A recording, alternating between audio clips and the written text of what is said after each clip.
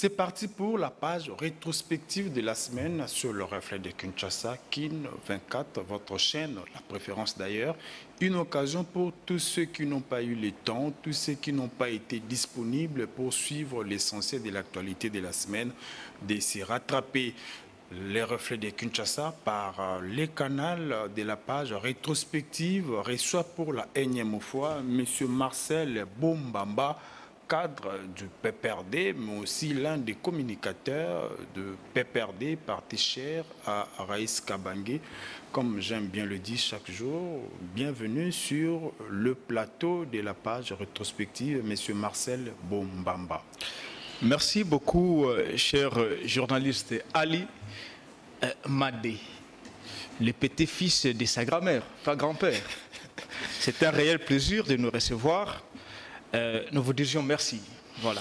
Nous vous disons aussi merci par rapport à votre disponibilité parce qu'il n'est pas toujours aisé de contacter quelqu'un et de le voir décommander à la dernière minute, mais vous avez répondu de manière prompte à notre invitation. Nous vous disons merci beaucoup pour la vous savez, cher camarade Ali, le PPRD est un parti instruit. C'est les plus grands partis ici dans la République démocratique du Congo et compté parmi 2 ou 3 en Afrique centrale. Et nous qui en sommes ce militant, ce cadre, ce communicateur, nous avons les comportements militaires. Donc une fois que l'opportunité ou une mission s'impose, nous sommes dans l'obligation d'en y répondre parce que nous sommes d'abord un parti du peuple et nous travaillons au profit de la population. Voilà. Travailler au profit de la population, vous l'avez dit, on va parler de l'essentiel de l'actualité, analyser, commenter l'actualité de la semaine avec vous sur ces plateaux.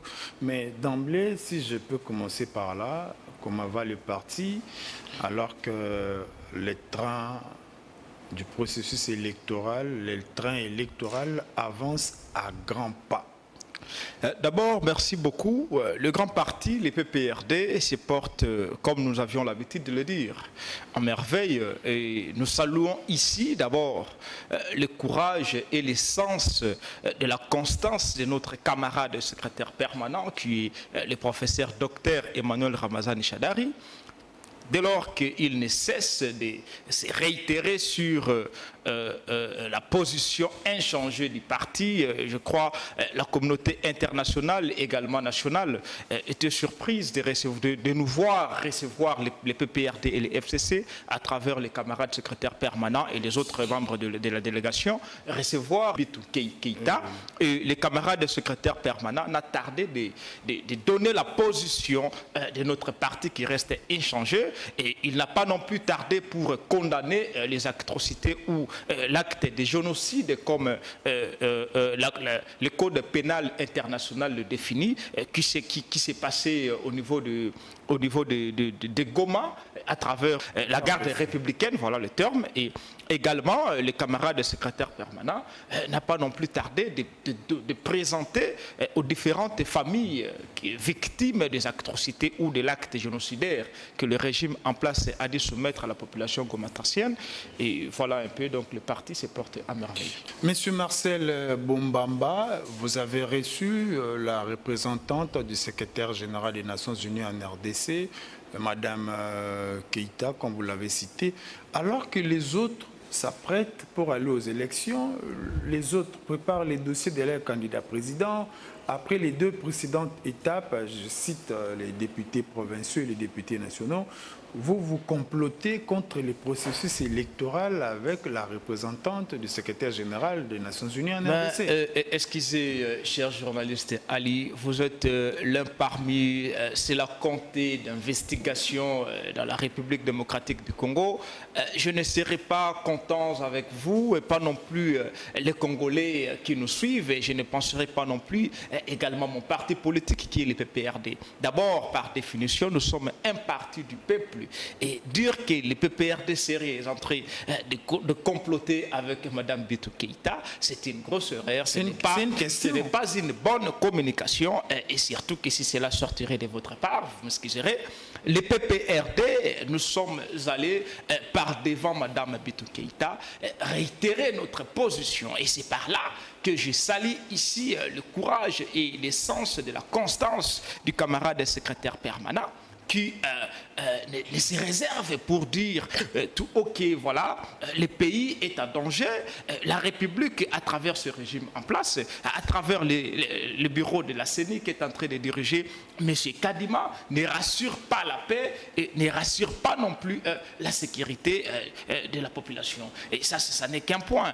Pour un second point, les camarades secrétaires permanents, le docteur professeur Emmanuel Ramazani Chadari, n'a pu également rappeler et condamner cet acte d'atrocité ou beaucoup plus d'actes génocidaires que le régime en place a pu soumettre à la population gomatracienne, et à travers cette indignation qui a été présentée par les camarades des secrétaires permanents, il n'a pas non plus tardé pour présenter ses condoléances, également les partis, les condoléances, à l'endroit des différentes familles qui sont victimes de cet acte génocidaire consommé par le régime en place. Voilà. Oui, on va entamer notre page rétrospective avec cette première sélection. Mais en attendant, il y a quelque chose qui me traverse la tête là. J'ai une idée. Vous êtes potentiel candidat à député. Selon ce que j'ai appris, vous en avez déjà parlé plus d'une fois sur ce plateau de la page rétrospective de la semaine. Mais vous ne craignez pas d'être enterré. Vous ne craignez pas d'être oublié par la base durant 5 ans de la prochaine législature, c'est-à-dire 5 ans durant, le PPRD n'aura pas de députés, 50 députés nationaux, moins encore des députés provinciaux. Sur le plan politique, vous ne serez pas actif. Vous ne craignez pas ça parce que la dernière étape est ouverte.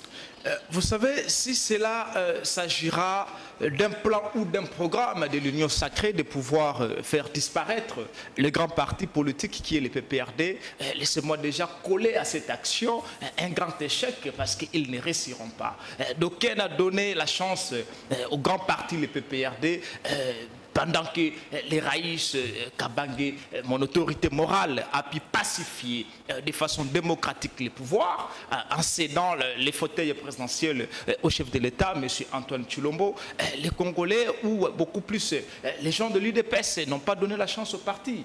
Ils n'ont pas cru que le PPRD allait faire face à ces régimes ici agonisants, à ces régimes des fainéants. Laissez-moi, quand nous parlons fainéants, quand vous dites les régimes des fainéants, nous faisons allusion. Avec toutes ces réalisations, vous taxez les régimes des fainéants. Allusion, quand nous parlons d'un régime de fainéants, nous faisons allusion de l'image qui a fait suer la personnalité morale de l'État congolais. Je ne sais pas si vous avez suivi l'essoufflement de l'excellence Jean-Pierre Bemba à travers, auprès de M. Peter Kazadi qui représenterait le territorial. Donc c'est une honte, voilà pourquoi nous parlons. Il s'agit d'un régime des fainéants. Alors, dire que nous serions disparus, ce n'est pas vrai.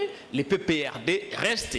Et vous aviez constaté beaucoup de départs parmi nos vieux, mais nous qui en sommes jeunes, nous sommes convaincus. Aujourd'hui, le grand parti du PPRD est en train de recruter. C'est presque chaque jour que nous recevrons de coups d'appel. Je voudrais ici également saluer le courage de l'honorable Dounia Kilanga qui ne cesse de recruter parce qu'il est patron de la mobilisation. Chez lui, un peu partout, il y a des plans. Le PPRD continue à faire des plans d'attente. Et ce qui étonnerait beaucoup plus, ce sont des cadres universitaires que nous recevrons. Donc, croire que les grands partis, le PPRD, seraient disparus parce que l'Union sacrée, accompagnée de Kadima, vont comploter contre l'État congolais, afin d'accorder aux Congolais des élections non démocratiques et les élections chaotiques afin d'effacer le PPRD. C'est une grosse aventure, ce itinéraire. On va encore en parler au cours de cette émission, au cours de cette page rétrospective qui commence avec cette première sélection.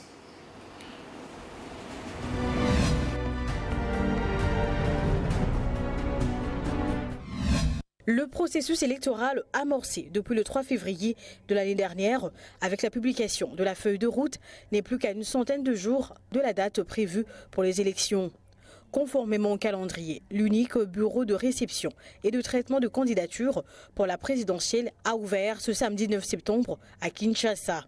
Jean-Baptiste Itipo, porte-parole de la CENI, se réjouit de l'engouement de cette première journée et espère que ce délai sera respecté. L'ouverture et l'opérationnalisation du bureau de réception et traitement des candidatures pour l'élection présidentielle. Et au premier jour, il y a déjà trois candidats qui se sont présentés. Ce n'est jamais arrivé par le passé. Au premier jour, c'est déjà une bonne chose, avec l'espoir qu'on pourra terminer à la date prévue du 8 octobre et que tous les candidats intéressés déposeront leur dossier de candidature dans les temps et ne pas attendre les derniers jours. À la question d'une probable prolongation en cas de non-respect du délai, la bouche autorisée de la CENI est catégorique tout en évoquant les inconvénients de cette prorogation. À la date d'aujourd'hui, il nous reste 101 jours pour l'organisation des élections. On ne peut parler de prolongation en prolongation. L'opinion doit savoir que derrière chaque prolongation, il y a un coût. Il faut prendre en charge le personnel, il y a vraiment un coût, ça énerve parfois les budgets. Mata Tamponio du LGD, Constant Moutamba de la DIPRO et Rex Kazadi du BPK ont tous déposé leur candidature en cette première journée.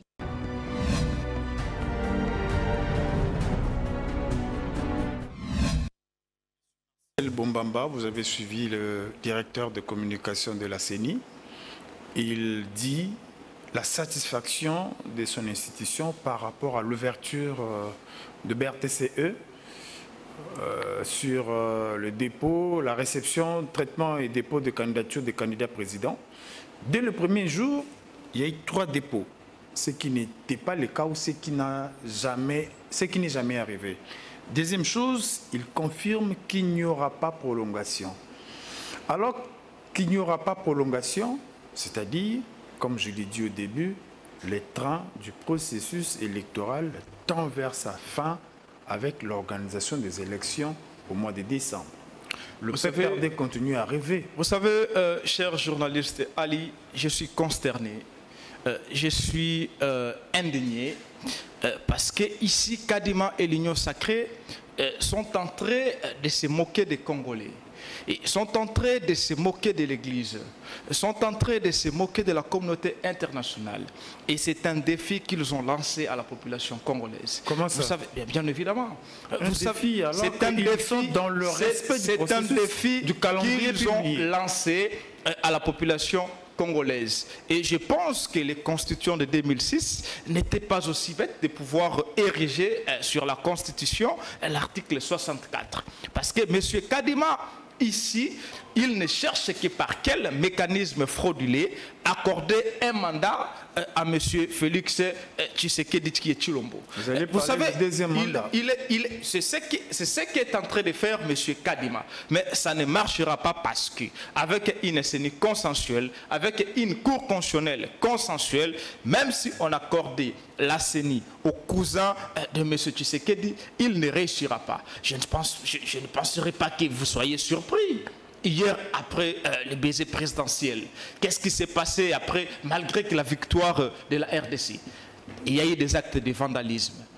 Les stades, les sièges des stades de martyrs ont été pillés, ont été vandalisés. Qu'est-ce que cela a à voir avec, s'il vous plaît, qu'est-ce qui a poussé les Congolais de descendre jusqu'au terrain malgré la réussite ou la victoire des léopards? Je crois que c'est un message fort. Cela prouve à suffisance que la population n'est pas avec M. Tshisekedi, pas non plus avec M. Kadima. Alors c'est une grosse aventure, c'est une aventure que M. Kadima serait entré... Monsieur Marcel, soyons s'il vous plaît. Bon, je vous laisse terminer. C'est pour vous dire que c'est un défi que Kadima et l'Union sacrée sont en train de lancer à la population congolaise. Mais l'acte d'hier que nous condamnons, nous ne pouvons pas soutenir le PPRD, n'est pas un parti des voyous, n'est pas un parti des bandits. Et ce parti-là, vous le connaissez bien et vous avez même la maîtrise de son adresse. Ce n'est pas le PPRD. Alors, l'acte d'hier enseigne déjà, parce que le chef de l'État... De quel acte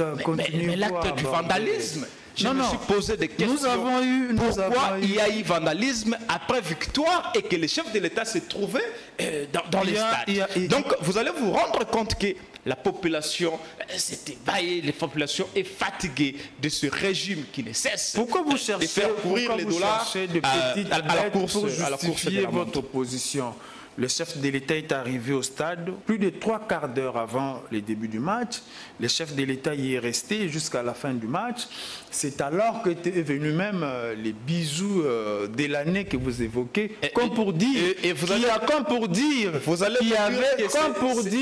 qu'il y avait bonne entente, il y avait communion entre le chef de l'État et la population. Mais nous nous posons des questions. Après victoire, pourquoi vandaliser le stade? Certains d'ailleurs, les ratés ne manquent pas. Certains des supporters, nous vous apprenons.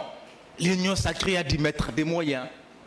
Il y a eu des partis politiques qui ont mobilisé pour remplir les stades. Mais la question, nous sommes contents de voir les Léopards gagner.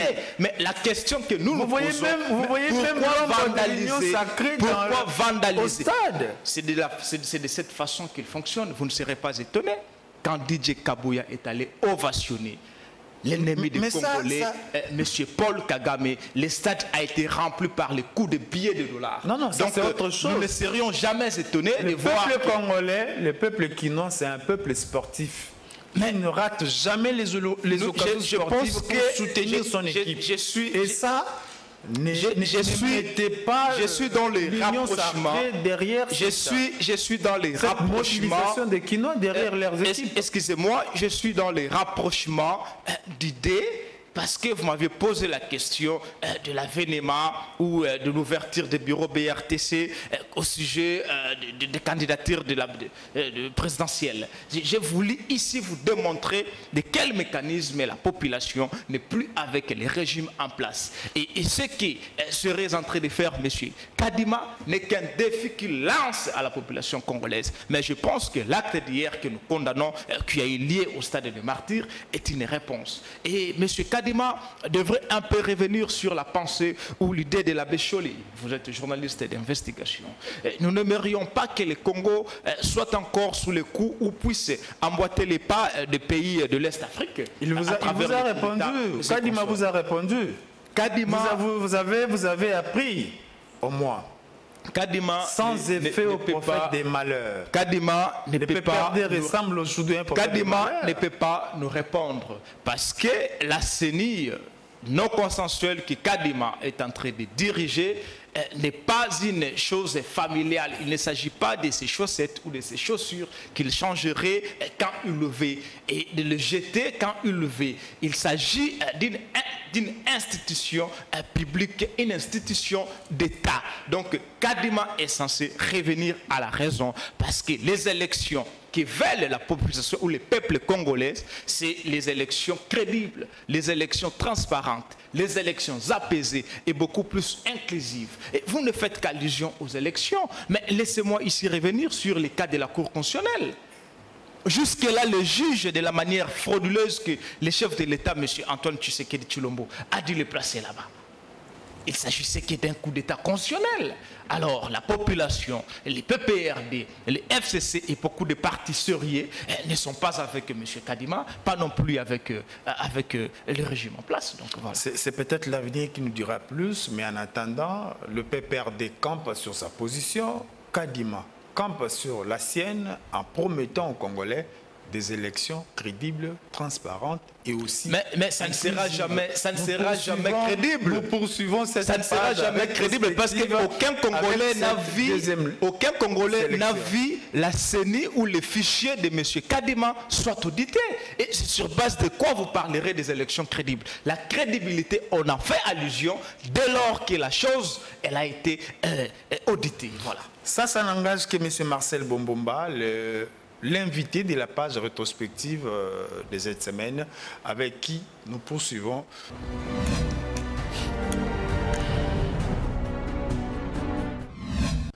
Après déjà plusieurs actions menées contre les carnages du 30 août dernier à Goma par les mouvements citoyens et quelques partis politiques, c'est au tour des députés nationaux d'emboîter les pas. Eliezer Ntambwe, député national élu de Lukunga, salue la proposition de son collègue Gracien de Saint-Nicolas qui exige la démission du gouvernement Sama Lukonde, d'Idé Warrior, après ces tueries. Bon, les collègues Irachan... et dans ses droits en tant que parlementaire aucun parlementaire ne peut accepter qu'il voie son peuple être massacré. Et comme nous, notre pouvoir est sur le gouvernement central, il ne pouvait que s'adresser, il ne s'est pas trompé, il ne pouvait que s'adresser à celui que nous avons investi comme le coach du gouvernement central. Partagez-vous son désir de voir le gouvernement démissionner? Il n'y a pas que ça comme problème. Nous avons plein de problèmes dans notre pays et nous estimons aussi qu'il y a beaucoup de failles du côté de notre gouvernement, qu'on a appelé le gouvernement des Warriors, qui par contre n'a pas apporté ce que le peuple attendait de lui. Et partager son point de vue, bon, je dois entrer dans la profondeur des motivations avant de me prononcer là-dessus. Mais sinon, en tant qu'élu, j'ai aussi plusieurs choses que je reproche à ce même gouvernement. À une semaine de la rentrée parlementaire, les députés nationaux Irachan donnent du temps à Sama Lukonde et son équipe pour démissionner afin d'éviter une motion de censure. Vivrons-nous un tel scénario à quelques mois des élections? La réponse dans les prochaines heures.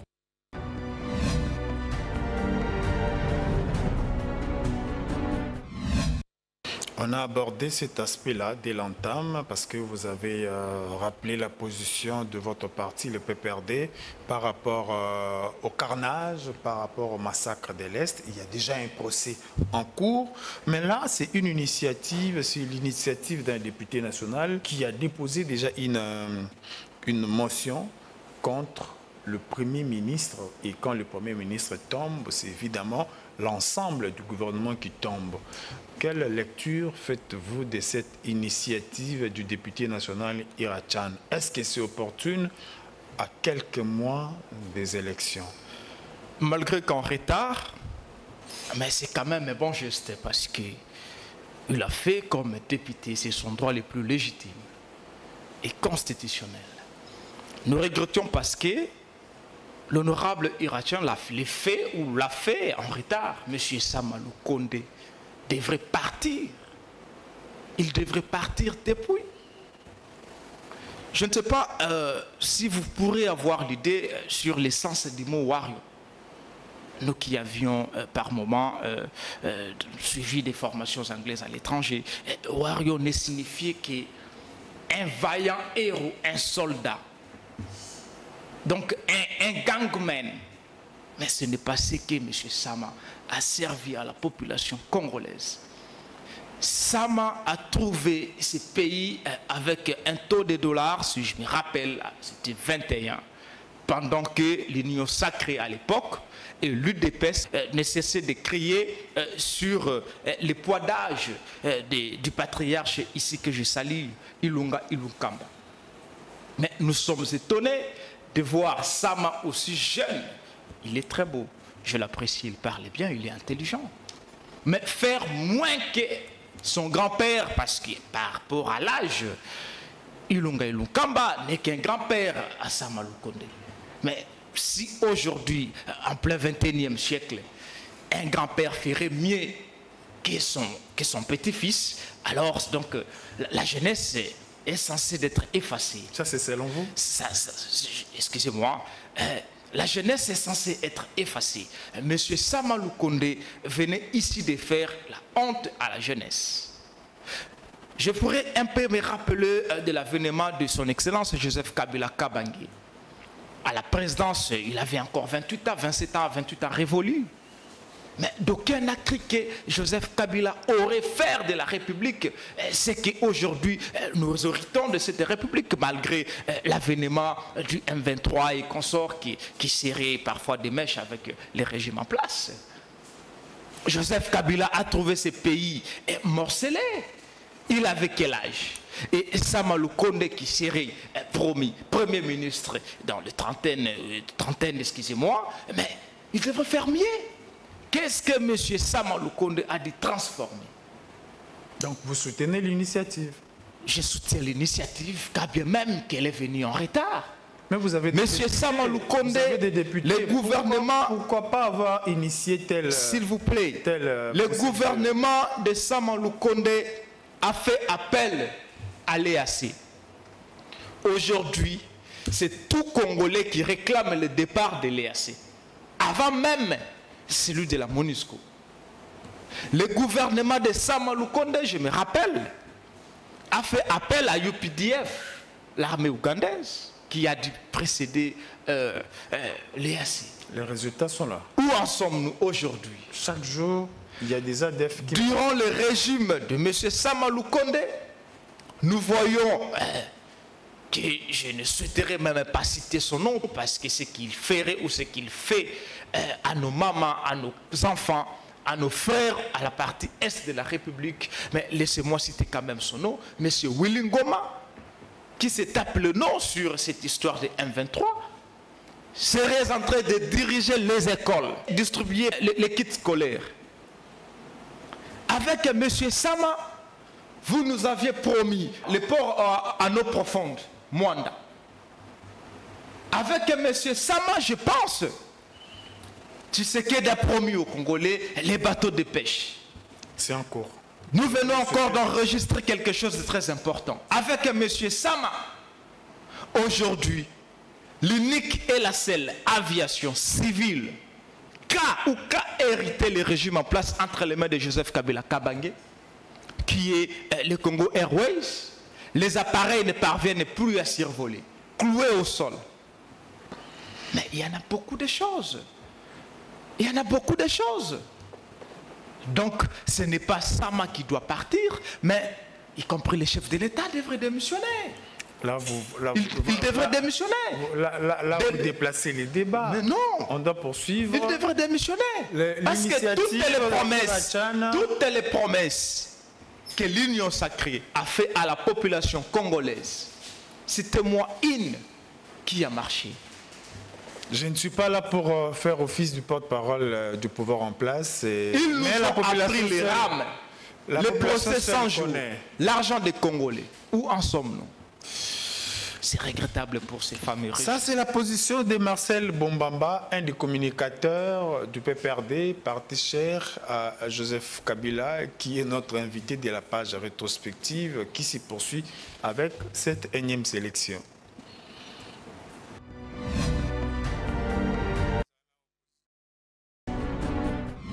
Nous devons dénoncer le fait que des pasteurs utilisent la chair de la parole de Dieu pour pouvoir marteler des opinions politiques dans la tête des fidèles qui ne peuvent répondre directement durant une célébration liturgique. Et à mon avis, de telles pratiques de la part d'un pasteur, d'un célébrant catholique en plus, est une profanation du culte chrétien. Une profanation de la célébration. Parce que le lieu de la célébration, c'est le lieu de la proclamation de la parole de Dieu, de l'amour et de la proclamation du salut en Jésus-Christ. Nous avons vu des évêques qui osent publiquement dans la liturgie présenter Katumbi comme l'homme de foi modèle. Hein? Dans une période électorale, c'est une manière très directe de dire c'est l'homme qu'il faut voter. Et ça, c'est une bavure. Mais c'est la confusion qui est semée par les interventions des pasteurs qui englobent toute l'Église catholique derrière leurs allégations politiques. Le cardinal ne représente pas l'Église catholique tout entière. Le cardinal Ambongo représente l'archidiocèse de Kinshasa et pas autre chose. Il parle en son nom personnel et n'engage pas l'Église catholique de la République démocratique du Congo. Nous prions donc notre public congolais d'éviter de mettre l'Église catholique dans le sac de tous les propos de son éminence, le cardinal Ambongo, tous les propos de Monseigneur, le secrétaire général de la CENCO. J'enjoins à notre peuple de soutenir le processus électoral en cours, car nous ne pouvons pas nous arrêter aux imperfections, prétexter des imperfections, pour boycotter tout le processus électoral qui est en cours et qui va vers son terme.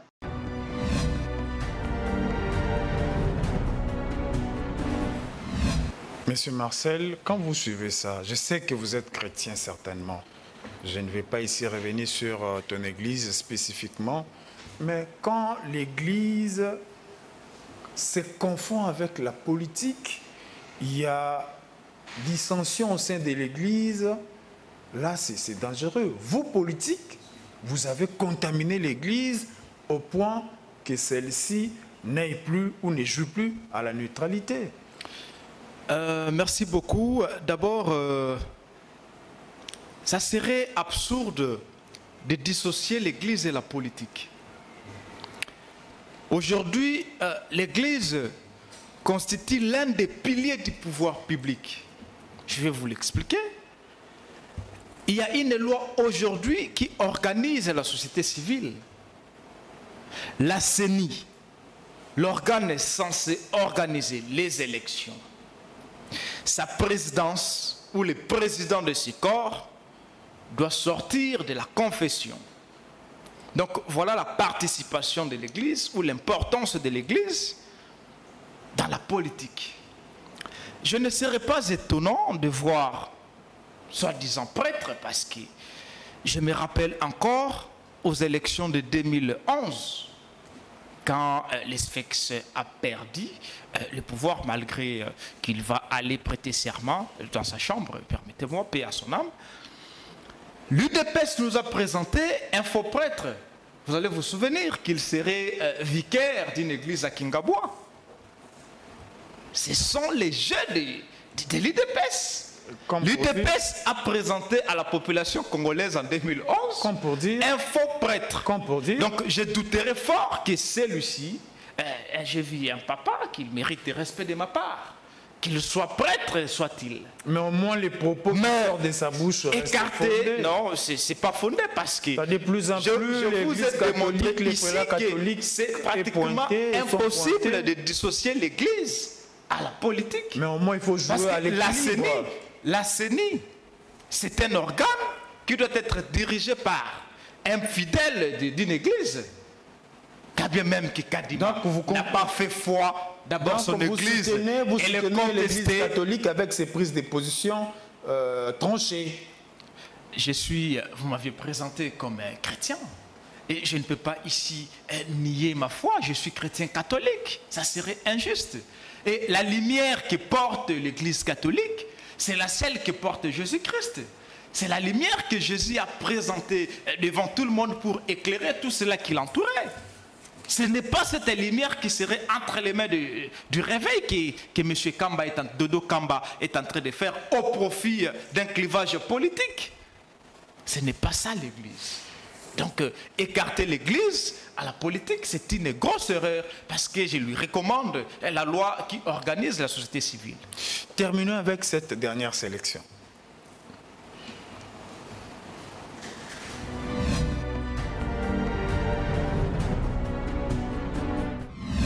« 90 jours de plus ajoutés à la force régionale de l'EAC sur les territoires congolais. Une aventure, selon Baïgana Mironi Germain, président provincial de la nouvelle dynamique de la société civile du Nord Kivu, qui, à l'en croire, cette prolongation ne sera bénéfique qu'au M23 et non aux Congolais. L'EAC, avec les pays membres qui sont venus ici à l'Est, ils sont venus seulement pour l'aventure. Sinon, nous, on s'attendait que l'M23 devait être anéanti et mettre hors d'état de nuire, mais hélas, juste à l'apparition de l'EAC sur le sol congolais, ça a occasionné la progression effective de cette aventure d'M23. Et donc, on a trouvé que l'EAC n'était pas venu pour nous aider, mais plutôt aider la balkanisation de notre pays. Baïgana Germain demande au gouvernement congolais de mettre à la porte cette force régionale rejetée par la population et l'invite à faire confiance au FRDC car, soutient-il, la solution à l'insécurité en RDC ne viendra que de ses propres filles et fils. À notre gouvernement, nous conseillerons toujours de chercher la force au sein de nos FRDC parce que la réplique ne viendra jamais à la force étrangère si pas au sein de nos services de sécurité, nos éléments de l'ordre.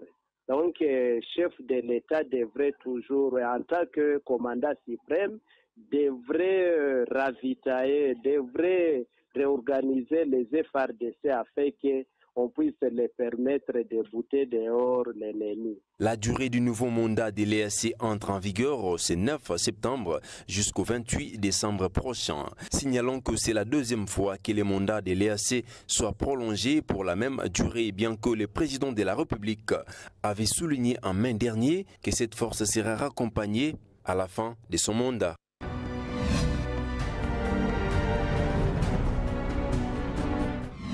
Monsieur Marcel, c'est ce reportage ici de notre confrère Arsène Kongolo qui boucle cette page rétrospective. La prorogation du mandat de l'EAC, de la force régionale de l'EAC jusqu'au mois de décembre. Vous avez bien accueilli cette nouvelle ou vous l'avez accueillie avec froideur mais d'abord, pessimisme? Pourquoi proroger? Pourquoi proroger?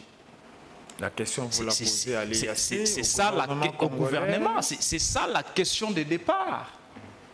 Parce que si vous aviez eu le temps de rédiger un travail scientifique, il y a ce que nous appelons une étape, la rupture épistémologique.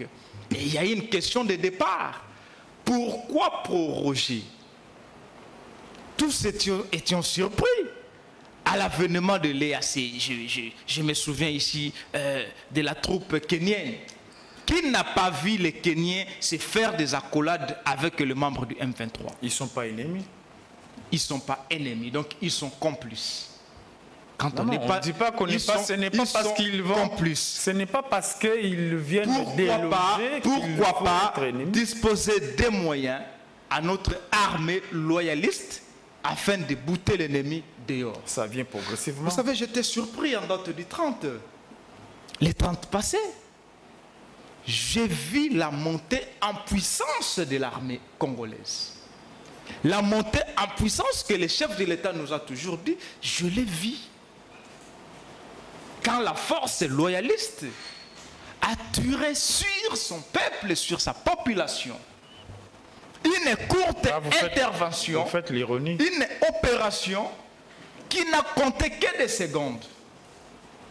Et on a ramassé autant de têtes d'hommes qui sont tombés. Et jusque-là, on ne sait pas réellement les bilans, si ça nous ramène à combien.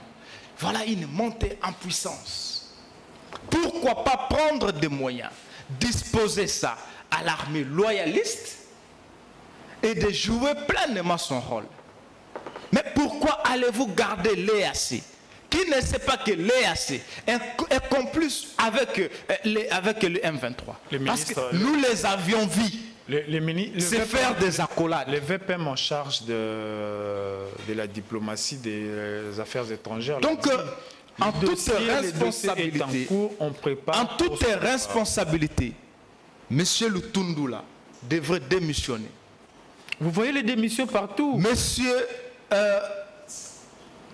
je l'aime quand il parle. Et vous saviez, le Congo, Patrick Mouyaya devrait démissionner parce qu'il ne fait pas bien son travail.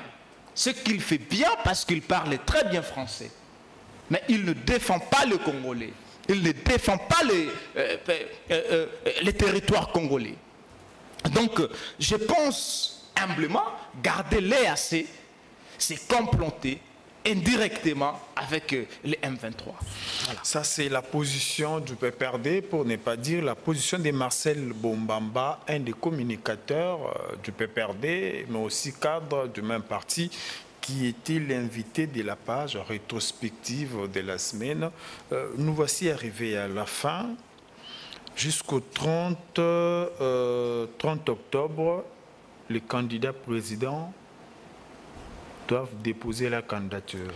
Le PPRD n'est toujours pas concerné. Il est certainement vrai que vous vous êtes inscrit dans la logique de me pousser à m'énerver. Non, non, c'est une question. On ne peut pas énerver permettez-moi, excusez. La CENI de Kadima ne nous concerne pas. Nous ne connaissons pas Kadima. Étant donné que vous ne le connaissez pas, nous ne connaissons pas Kadima. Nous ne connaissons pas la CENI de Kadima. Et jusque-là, parmi les échecs du régime en place, il faut compter ou il faut mettre sur les dos de la personne du chef de l'État, M. Antoine Tshisekedi Tshilombo, l'échec de ne pas pouvoir donner aux Congolais un appareil électoral crédible. C'est parmi les échecs qui doit prendre part dans l'actif de son bilan. Il faut également mettre sur son dos l'échec de ne pas pouvoir donner aux Congolais une cour constitutionnelle consensuelle et équitable. Merci beaucoup, donc, monsieur nous posons la question sur la CENI de Kadima. Marcel. Ça ne nous concerne pas. La position du FCC, la position du PPRD reste inchangée. Merci beaucoup, monsieur Marcel Bombamba. Vous étiez l'invité de la page rétrospective de cette semaine sur le reflet de Kinshasa. Une CENI consensuelle, on le souhaite selon le PPRD. Également une cour constitutionnelle. Une cour constitutionnelle indépendante. On vous le concède. Merci beaucoup pour vous tous qui avez suivi cette page rétrospective. Suivez-nous en rediffusion lundi à 6h30.